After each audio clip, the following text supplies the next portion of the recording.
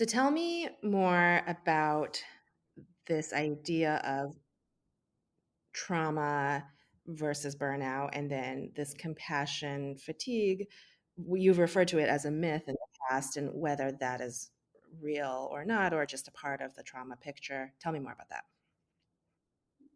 For me, when we talk about when I was talking about burnout or when I was really looking into it from myself, I thought it cannot be that the same thing that an IT programmer feels from overwork is the same thing that I am feeling. We have had entirely different experiences that have got us to that point.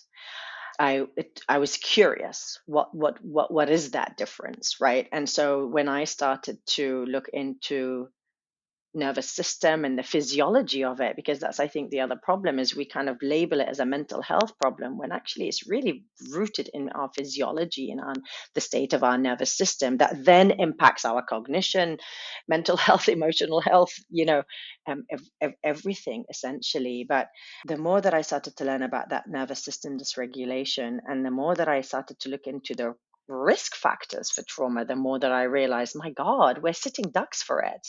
I mean, at one point I was really angry that no one throughout my medical training, none of my seniors, at no point in my training did anyone say, you are high risk for trauma.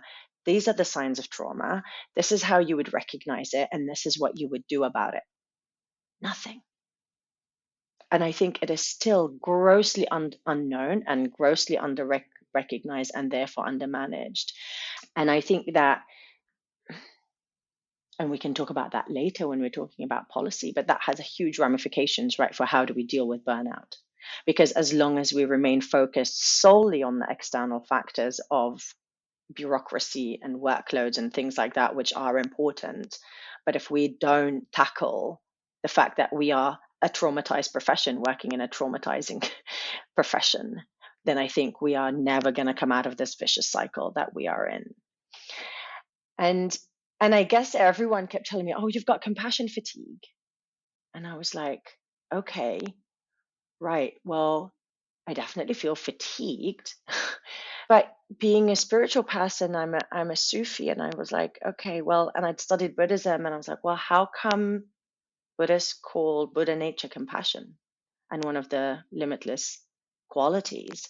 And how come in Sufism we call compassion is one of the other names of God? Like this is compassion is infinite.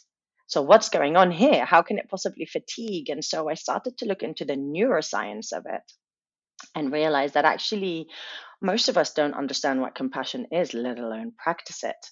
What we refer to as compassion fatigue is actually empathetic distress, and they have entirely different neurocircuitry in our brains, as well as different experiential templates, if you like, within us. So when they have scanned the brains of those who have empathetic distress, and that is, I see you in pain and I feel your pain, okay, then it is literally the pain centers of our minds that light up.